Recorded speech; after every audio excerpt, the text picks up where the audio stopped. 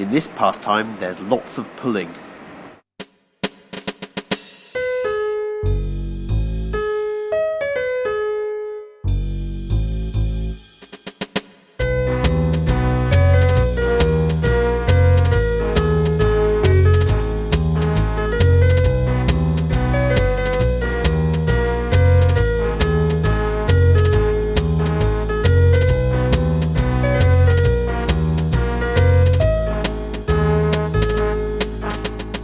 Famous fans of our pastime include Norma Major. There's a lot of heavy metal in this pastime. John Betjeman. In this pastime you can drop a clanger. And I believe the late Frank Muir. My name's Katie Town, I'm 19, I'm a student. I'm David Baverstock, I'm 23 and I'm also a student. And our postmodern pastime is... Church bell ringing.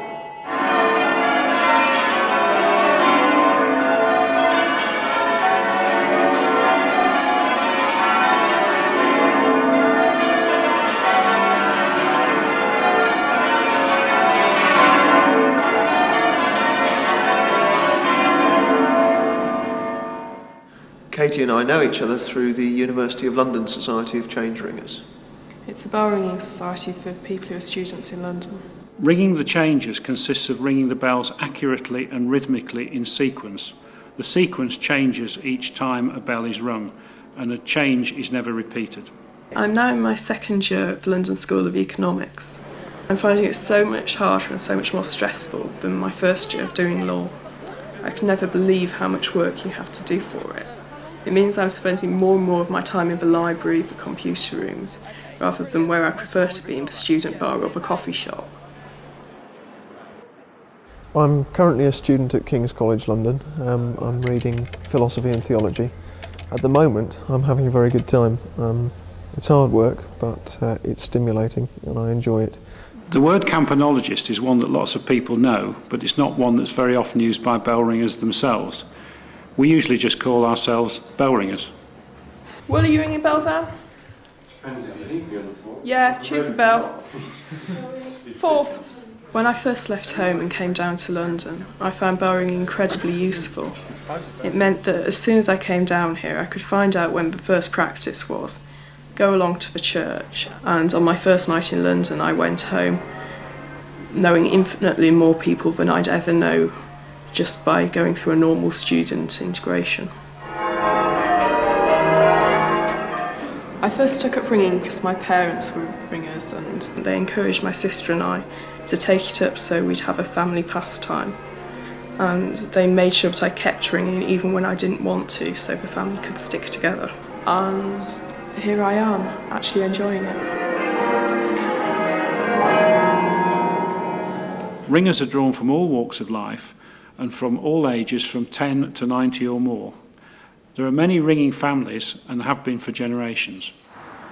I tend to go bell ringing 2 or 3 times a week, sometimes 4. I ring at several different churches, mostly in the City of London. They include St Olave's Hart Street, St Martin in the Fields, St Paul's Cathedral, Cornhill, Southwark Cathedral, Cripplegate, St Mary le Bow on Cheapside, St Olave's Hart Street, St Sepulchre's Newgate Street, and sometimes even Spitalfields. And occasionally at other places around the country. It's good to have these young people coming through because I'm getting old and all the rest of the band are getting old and we do need replacements. Some bells are rung from the ground floor of the church, where the ringers are very public.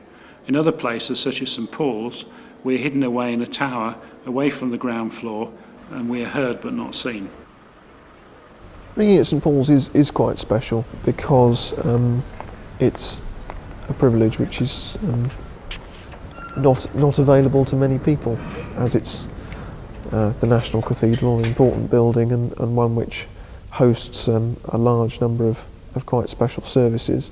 We need to make sure that the loudest noise which comes out of the cathedral is fitting.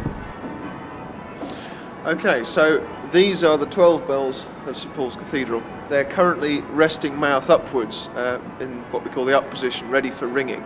You can see that the bells are all hung on wheels, and the wheels are used to turn the bells through 360 degrees backwards and forwards. That's how we control them to ring them in the way that we do.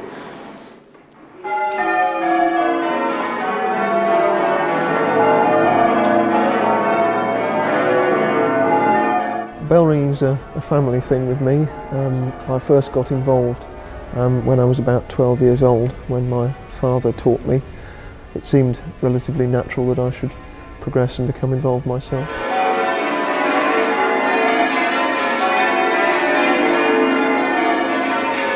I always see the aim of bell ringing as ringing for a Sunday morning service, and we're meant to practice for ringing on Sunday mornings.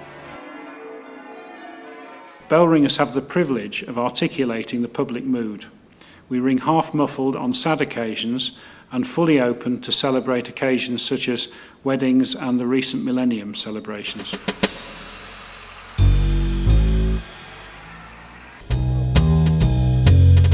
The UL is the University of London Society of Change Ringers.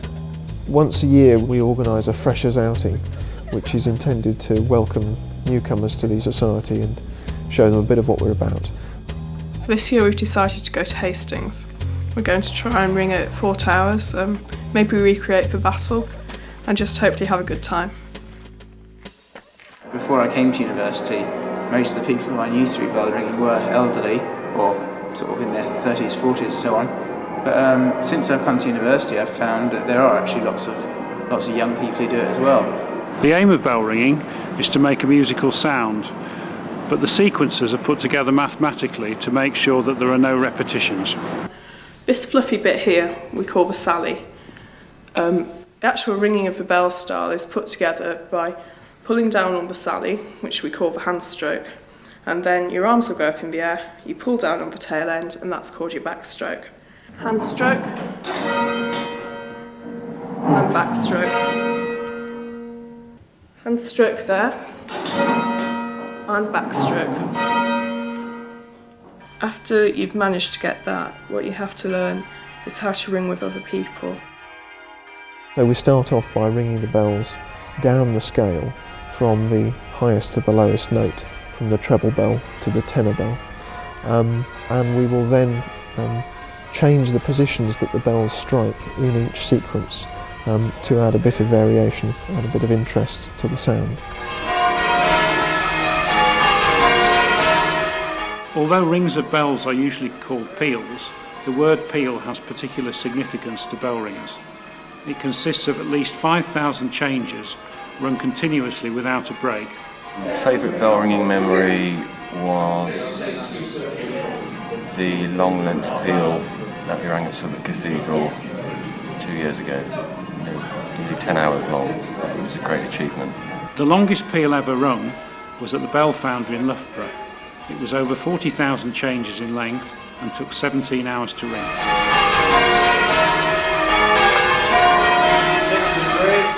Doing bell ringing, I don't really get the mickey taken out of me at all. My friends view me as a slight oddity. They just don't really want to know what I do. Of course, afterwards we go and have a drink sometimes. Not everybody, but quite a lot of good ringers do have a drink. Beer is my special one. Real ale.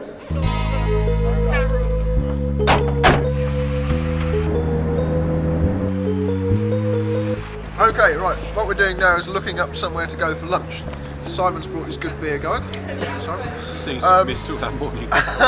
Yeah. It's an early lunch. And we found a place, a pub in the old town which brews its own beer and serves substantial lunches, which is exactly what we want. So that's where we're going to go. I have had the mickey taken out of me for being a bell ringer at school, yes. I know people who won't admit to being ringers, who when they get asked where they disappear off to, they're a bit coy about their response. I've sometimes been guilty of it myself. We drove through, well, I mean, you know how long and thin Hastings is. We drove through, we were sure it was in the centre of town somewhere, but we had a coffee break scheduled, and by the time we found out where it was and had had our coffee, it was too late to make it, unfortunately. Whenever I go off to do temping jobs or anything like that, I don't normally tell them what I do as a hobby. because it leads to far too many questions which I'm not too good at answering. And they view you as some sort of freak afterwards. The best thing about Barringer to me is the social side, all the friends that I have. I started ringing when I was 13, and now at 21, I think I would recommend it to any young lad, especially, and also the young girls. It's a super hobby, and if you strive for the highest standards, it's very rewarding. When I ring bells, I feel a sense of satisfaction when I get it right, and I feel very much part of a team. Bell ringers are kind of divided into a few classes. There's the kind of normal ones who enjoy bell ringing as far as it goes, and then there are complete fanatics who want to just be able to say that you've rung at as many towers as possible. I suppose I fall into the category of people who are kind of normal, want to go along, enjoy ringing, want to do well, but don't agonise over it too much. I think we're going to go to battle, where the Battle of Hastings was fought. We may even be able to ring handbells on the battlefield. Well, it costs £4 to get onto the battlefield, and it closes at 4 o'clock, which is in 7 minutes' time, so we don't really see the point. So I think we're just going to go to the 1066 over there. To try and point out, we do more in our lives apart from just ring and go to pubs. Honest. It's got a garden, so we can ring handbells handbells in the garden. Right, yeah, we can conquer the garden. There are about 40,000 active bell ringers in the country, and we always need more to keep the tradition going. I suppose I can see myself ringing for quite a while in the future. For young people especially, if you want to meet a wide variety of people, different ages, different backgrounds, it's a good thing to take up. It's hard to know what you're going to be doing in 20, 30 years in the future, but I think if there's the opportunity to ring, it's usually something which I'll do because it's a good chance to meet new people and to have a way into a social circle without too much effort.